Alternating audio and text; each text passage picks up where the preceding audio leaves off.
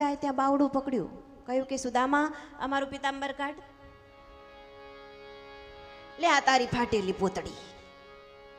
ક્યારેક ક્યારેક ભગવાનની લીલા આપણને એવી લાગે કે બહુ નિષ્ઠુર છે, પણ અંદરથી ભગવાને વિચાર કર્યો કે જો બહારના લોકો જોશે ને તો કહેશે ગરીબ બ્રાહ્મણ આવ્યો હતો, એનું પિતાંબર આપીને રાજી કરીને મોકલી દીધો, પણ મારો મિત્ર જેવો જગતની સામે છે ને એવો જ જવો જોઈએ. સુદામદેવ ભગવાનની વિદા લઈ સુદામાપુરી આવ્યા, પણ ક્યાંય પોતાની કુટિયા ન મળે.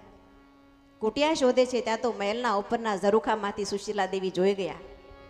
પોતાના બાળકોને લઈને આવ્યા છે, પતિને મળ્યા, બાળકો પગે લાગ્યા. સુશીલા દેવી કહે છે કે સ્વામી, આપના મિત્રની કૃપા તો તમે જુઓ દ્વારકાધીશની.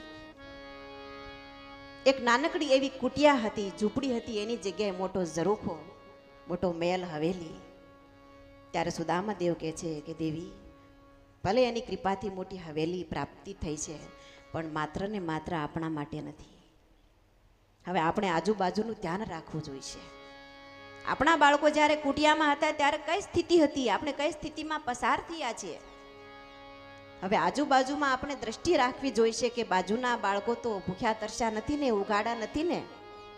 હવે એને ઢાંકવાનું કામ આપણને આપી છે તો માત્ર ને માત્ર આપણા માટે નથી.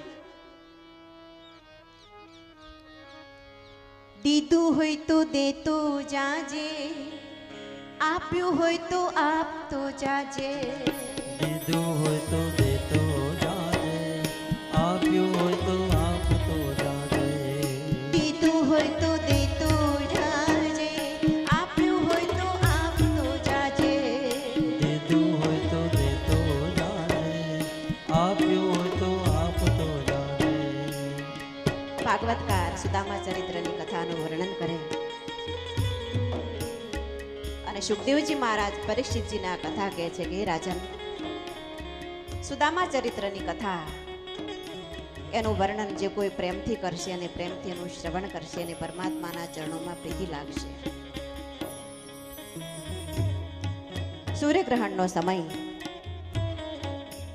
અને એ સમયે જગતના બધા જ ઘણા લોકો, એમાં ખાસ કરીને ઋષિ મુનિઓ, સંતો ગંગાના કિનારે ભેગા થતા હોય અને ગંગા સ્નાનનું બહુ મહિમાન. આપણે કુંભ સ્નાન કર્યું હમણાં જ પ્રયાગરાજમાં. એ વખતે અનેક ઋષિ મુનિઓ ભેગા થયા છે સૂર્યગ્રહણના સમયે. ત્યાં ભગવાન દ્વારકાધીશ પણ પોતાના પરિવારની સાથે આવ્યા છે. મોટામાં મોટી રાવટી ગંગાને કિનારે ભગવાન દ્વારકાધીશની છે.